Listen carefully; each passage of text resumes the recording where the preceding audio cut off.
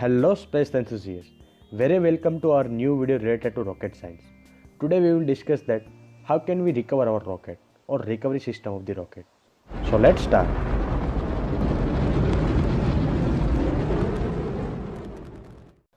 As I said that recovery system is the most challenging system in the rocket. But why? What is the reason behind it? If I talk about the earlier era of the rocket, then Space Agency only focuses on the launching the rocket, not to focus to recover or reusable of the rocket. But now, each and every space agency or company always try to reusable the rocket. Now, how a reusability is beneficial for the any space agency or company? So, I will discuss this point bit later in this video. So now, we discuss that what are the different method can be used to recover the rocket. If I talk about the model rocket, then we can use the parachute deployment method. This method is not only applicable for the model rocket, but it also used by the many space agency or companies. So now we discuss that how a parachute deployment method is work. Parachute deployment system is nothing but we have to eject the parachute at the particular time and height. So to eject the parachute, we can use the different method.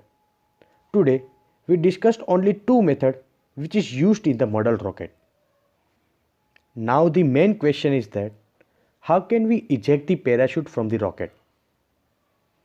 So to eject the parachute, we have to apply some forces on the rocket.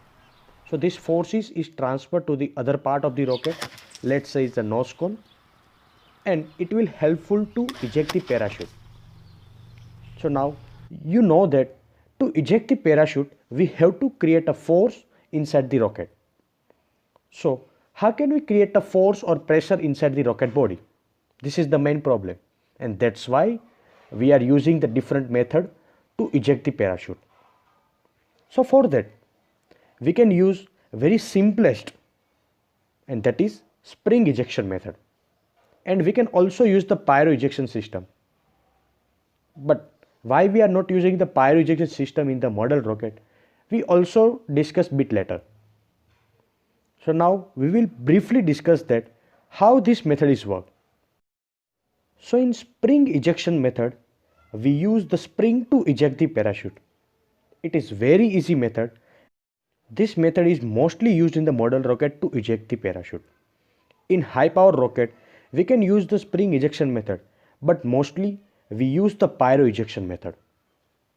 So now you clear that in the spring ejection method, we are using the spring to eject the parachute, because a spring creates a force inside the rocket body, and it transfers the force to the rocket body to the nose cone, and after that our parachute is ejected.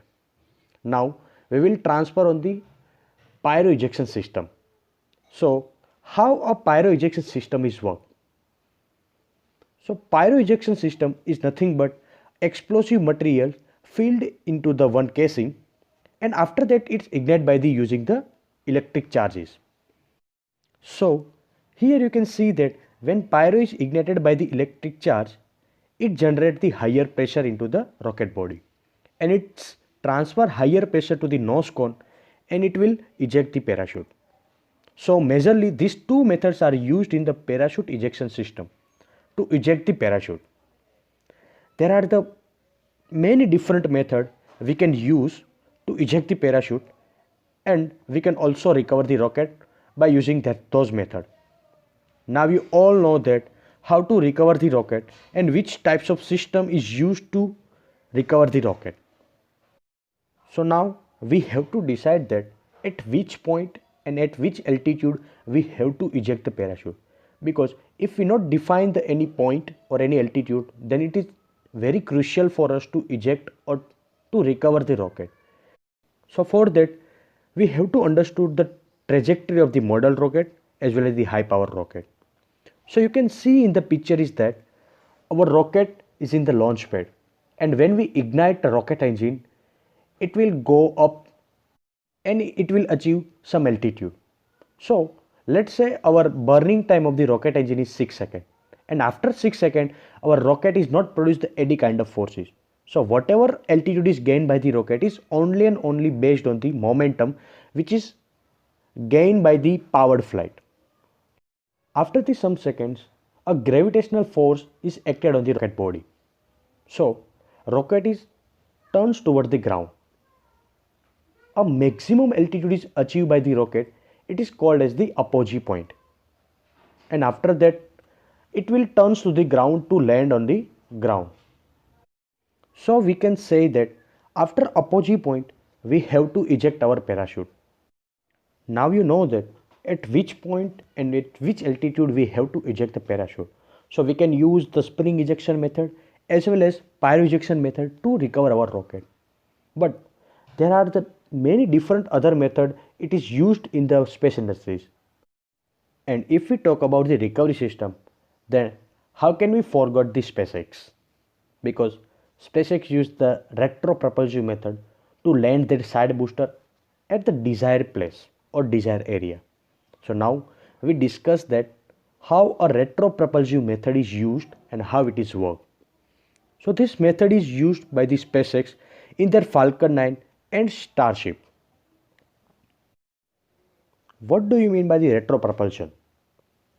Retro, that means opposite direction.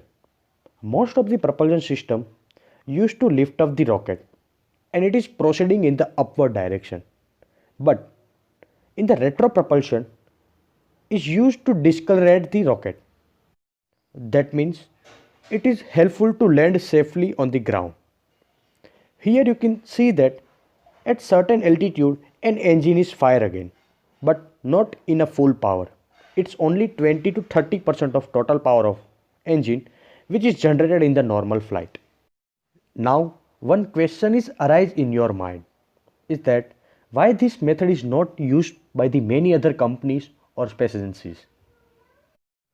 So first of all, this method is too complex and it's required higher precision rate. To develop this method, SpaceX minimum spent 10 years to develop this method, and that's why it is not used by the any other. Recent news of the Starship, they are not using the landing legs to recover the rocket, but they cage the booster on the launch mounts. So let's see how it will be look like. I damn sure that it's incredible and futuristic. So now you all know that how can we recover our rocket if it is a model rocket or high power rocket. So at the starting of the video, I said that how a recovery system is more beneficial for the any space agency. So this is the right time to talk about that. So I listed some points and that's why it is beneficial for our rocket industries. So first point is that it reduces the launch cost. Second, rapid launch takes place. And last but not least, increases the reusability of the rocket. So now we have to end up this video here. Now you clear that what are the different methods is used to recover the rocket and why each and every organization more focused on the recovery of the rocket. Thanks a lot to watch this video. If you like this video, then please share with your friend and subscribe our YouTube channel. I will bring amazing video regarding the rocket science. And sorry for that because I am not uploading any kind of video last 4 to 5 weeks. But I give the surety that in the upcoming weeks I will surely give the 2 videos per week. So bye for now. We will meet with the another topic of the rocket science. Stay safe, stay curious.